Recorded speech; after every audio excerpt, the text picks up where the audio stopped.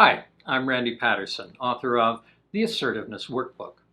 So here we are with more ideas from cognitive behavior therapy on how to manage isolation and quarantine in a series I've been calling Isolated Moments of Sanity. Today's strategy I'm calling Broaden Your Base.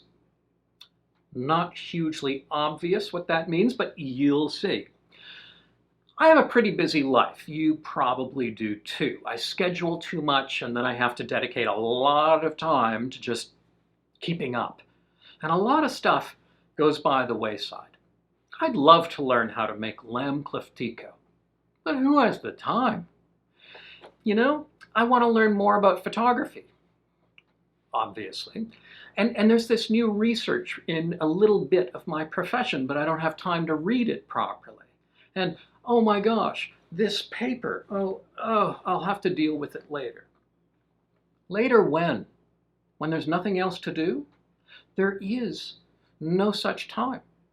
Maybe at some point you've done one of those time management programs. You can look at all the tasks in front of you and you classify them. Emergency, urgent but not emergency, and needs to be done sometime.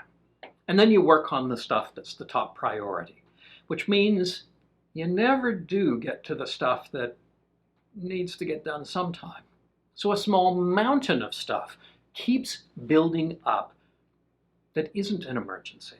And that growing mountain becomes one of the sources of anxiety and dissatisfaction in your life.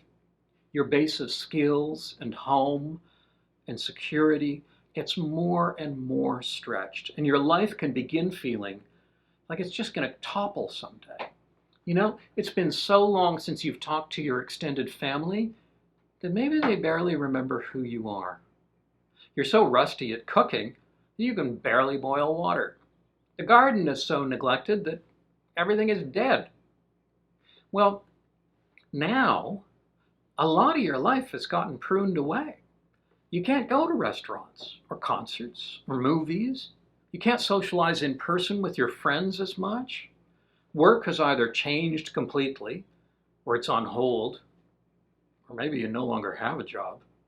And all anyone talks about is what they're watching on Netflix, very little of which is particularly inspiring.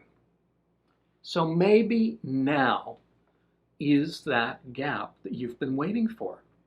You can look at the stuff that you've been setting aside and finally pay attention to that base of your life, your home, your family, your skills. If you can get some of that in order, then when real life starts back up, you'll feel much better, more prepared, less burdened, more satisfied with your life. I've had the chance to do some of this myself. I got some new windows put on my house about 6 years ago, and the frames were primed properly. And the primer looked okay, but it wasn't the right color. In the past week or two, I've actually had the time to paint all of that trim. Now, maybe you've got a junk closet or a miscellaneous drawer or a pile of paperwork. You dump stuff into it or onto it, and you think, someday I'll get to that. But you never do. This can be a good time to dedicate short periods to dealing with that stuff. Identify clothes you never wear and create a bag for goodwill.